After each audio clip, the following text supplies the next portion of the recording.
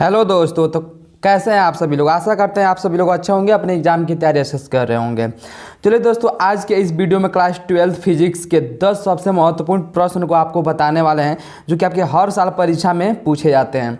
तो यदि फ्रेंड्स आप मेरे चैनल पर नए हो तो चैनल को सब्सक्राइब कर लीजिएगा। चलिए वीडियो को शुरू करते हैं। देखिए, आपका प्रश्न नंबर जो आपका पहला है कि विद्युत क्षेत्र की तीव्रता की परिभाषा, मात्रक व बीमा लिखिए। ठीक है, आपका पूछता है बोर्ड एग्जाम में कि विद्युत क्षेत्र की तीव्रता का परिभाषा और इसका मात्रक तथा बीमा भी लिखिए। तो देखिए, जो विद्युत क्षेत्र होता है वो क्या होता है। विद्युत क्षेत्र में किसी बिंदु पर रखे एकांक आवेश पर लगने वाला बल की तीव्रता को विद्युत क्षेत्र की तीव्रता कहते हैं। उसमें क्या होता है फ्रेंड्स, एकांक आवेश होता है। ठीक है, तो जो विद्युत क्षेत्र की तीव्रता का जो सूत्र होता है इज इक्वल टू होता है F/Q0 होता है। ठीक है, जो यहाँ पे देखिए F क्या होता है, बल होता है, Q क्या होता है, आवेश होता है। तो जब इसका मात्रक लिखेंगे फ्रेंड्स तो क्या हो जाएगा, बल का जो मात्रक होता है क्या होता है, न्यूटन होता है, और जो आवेश का मात्रक होता है कूलाम होता है। चूंकि यहाँ पे देखिए अपान का चिन्ह दिया है यानी कि बट्टे में, तो प्रति कूलाम हो जाता है। ठीक है, अब देखिए इसके बीमा, तो जब इसका बीमा निकालते हैं तो इसका बीमा होता है mL/T⁻³ A 1 होता है, और यह राशि क्या है, यह एक सदिश राशि है। अब चलिए देखते हैं दूसरा प्रश्न नंबर दूसरा। देखिए कि किरचॉफ का नियम लिखिए। तो इसका उत्तर देखिए क्या हो जाएगा। किरचॉफ का दो नियम होता है, एक होता है प्रथम नियम धारा या संधि का नियम, दूसरा क्या होता है फ्रेंड्स, वोल्टता का नियम। तो जो आपका पहला नियम है, देखिए इस नियम के अनुसार किसी परिपथ में किसी भी संधि पर मिलने वाली समस्त धाराओं का जो बीजगणितीय योग होता है शून्य होता है। जैसे देखिए आपका क्या है, एक संधि है और इस पर एक धारा आ रही है। ठीक है, ये I1 धारा आ रहा है, I2 धारा आ रहा है, यहाँ से I3, और यहाँ से देखिए धारा जो I4 है या जा रहा है। ठीक है, बाहर जा रहा है। तो देखिए फ्रेंड, जो संधि की ओर धारा आता है उसको हम क्या लेते हैं, प्लस में लेते हैं, और जो संधि से दूर जाता है उसको माइनस में लेते हैं।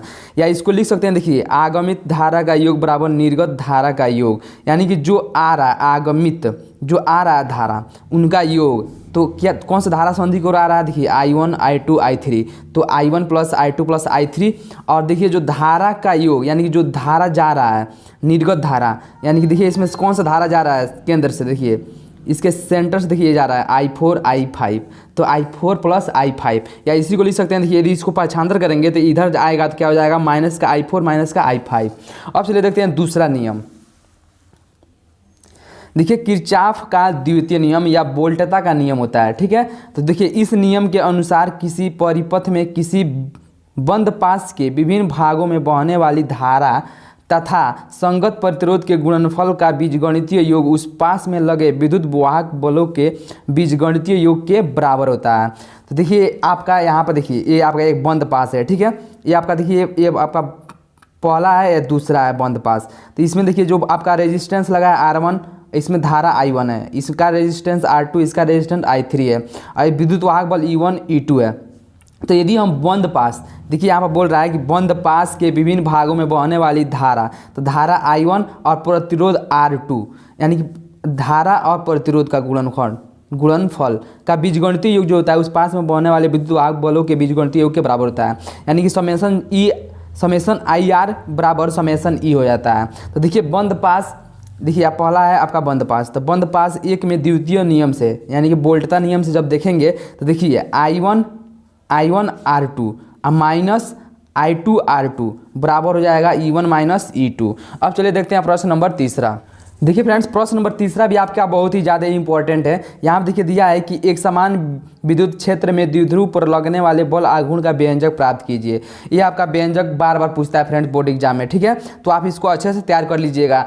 अब आप क्या कीजिए फ्रेंड्स, टाइम आपके पास बहुत कम है, तो आप क्या कीजिए, जितने भी इंपॉर्टेंट आपके क्वेश्चन है फ्रेंड्स उसका रिवीजन डेली कीजिए। ठीक है, और न्यूमेरिकल भी साथ में लगाया कीजिए। ठीक है, यहाँ देखिए आपका दिया है कि माना एक द्विध्रुव, ठीक है, -Q, देखिए आपका यहाँ पे एक बिंदु है, -Q और +Q आवेशों से मिलकर बना है। ठीक है, आवेशों से बना है, यह एक समान विद्युत क्षेत्र में रखा गया है। ये आपका देखिए एक समान विद्युत क्षेत्र में रखा गया है जिस पर एक बल आघूर्ण कार्य करता है। ठीक है, तो देखिए जो आपका बल आघूर्ण होता है टाउ बराबर होता है बल गुणे लंबवत दूरी, तो बल गुणे लंबवत दूरी, तो टाउ बराबर बल को F से, और लंबवत दूरी क्या आ जाएगा, देखिए आपका बिंदु है तो यहाँ से लंबवत दूरी क्या है, AC है, A से C आपका लंबवत दूरी है। तो देखिए त्रिभुज ACB में, त्रिभुज ACB में क्या हो जाएगा, देखिए यह थीटा है तो साइन थीटा बराबर क्या होता है, लंब बटा कर्ण, तो लंब आपका क्या हो जाएगा, A हो जाएगा AC, अपान कर्ण क्या दिया है 2L, तो AC अपन 12, यदि यहाँ से AC का मान निकालेंगे तो क्या हो जाएगा, 12 का इसमें गुणा हो जाएगा, तो 12 sin थीटा।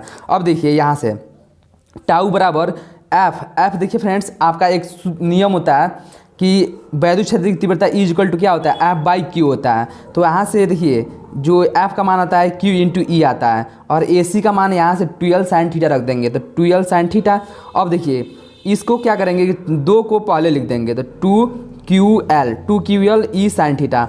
अब देखिए एक सूत्र होता है कि आपका द्विध्रुव आघूर्ण के लिए P बराबर क्या होता है, 2QL, तो आपको 2QL के जगह लिख सकते हैं PE sin थीटा।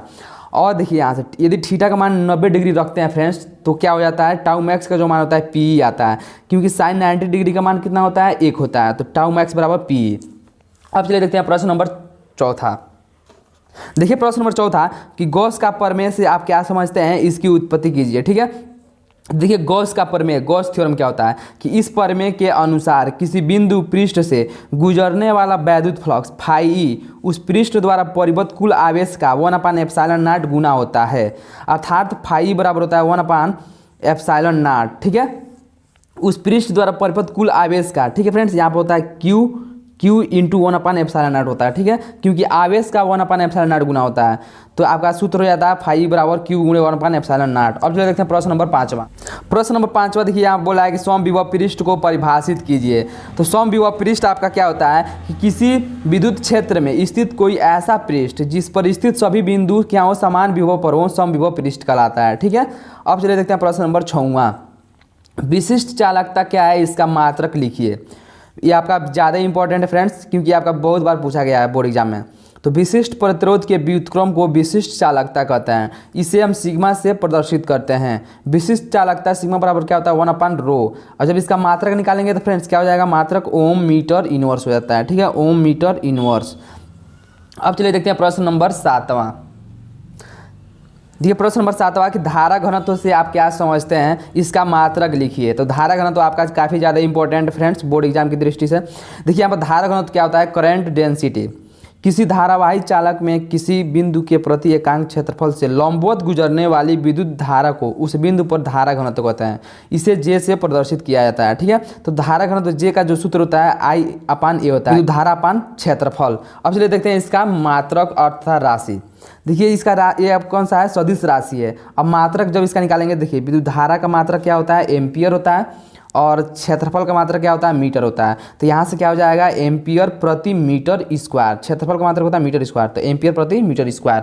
अब चलिए देखते हैं प्रश्न नंबर 8वां। प्रश्न नंबर 8वां देखिए कि नाभिकीय संलयन क्या है, उदाहरण सहित समझाइए। तो देखिए इसका उत्तर, जब 2 अथवा 2 से अधिक हल्के नाभिक परस्पर मिलकर एक भारी नाभिक का निर्माण करते हैं तो इस प्रक्रिया को नाभिकीय संलयन कहते हैं। ठीक है, जब 2 अथवा 2 से अधिक हल्के नाभिक, तो 1H2 + 1H2 ये आपका कौन सा क्या होता है फ्रेंड्स। देखिए फ्रेंड्स, हाइड्रोजन के 3 समस्थानिक होता है, प्रोटियम, ड्यूटेरियम, ट्राइटेरियम।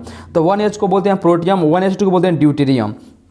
तो ड्यूटेरियम यहाँ पर दिया 1H2 + 1H2, यहाँ से क्या बनाता है 1H3, ये आपका क्या होता है, ट्राइटेरियम होता है। प्रोटियम, ड्यूटेरियम, ट्राइटेरियम, 1H3 को बोलते हैं ट्राइटेरियम, और + 1H प्रोटियम, और +4 MeV वोल्ट ऊर्जा आपका क्या होता है, उत्पन्न होता है।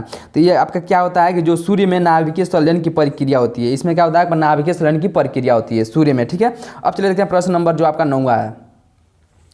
प्रश्न नंबर 9वां है कि व्यक्तिकरण के लिए आवश्यक शर्तें क्या हैं। तो यहाँ देखिए उत्तर इसका, दोनों स्रोत जो हैं समान कला में होने चाहिए। ठीक है, फेज में होने चाहिए, दोनों स्रोत एक दूसरे के निकट होने चाहिए, और तीसरा दोनों स्रोत संकीर्ण होने चाहिए, और चौथा जो दिया है कि दोनों स्रोतों के आयाम लगभग बराबर होने चाहिए, और जो आपका 5वां है कि दोनों स्रोत की तरंगदैर्घ्य बराबर होने चाहिए। और प्रश्न नंबर जो आपका 10वां है कि हाइगेंस के द्वितीयक तरंगिकाओं के सिद्धांत की व्याख्या कीजिए। इसको आप क्या कीजिएगा फ्रेंड्स कि इसको आप तैयार कर लीजिएगा। ठीक है, नहीं तो मैं इसको अगले नेक्स्ट वीडियो में मैं इसको बताकर अपलोड कर दूंगा। तब तक के लिए धन्यवाद।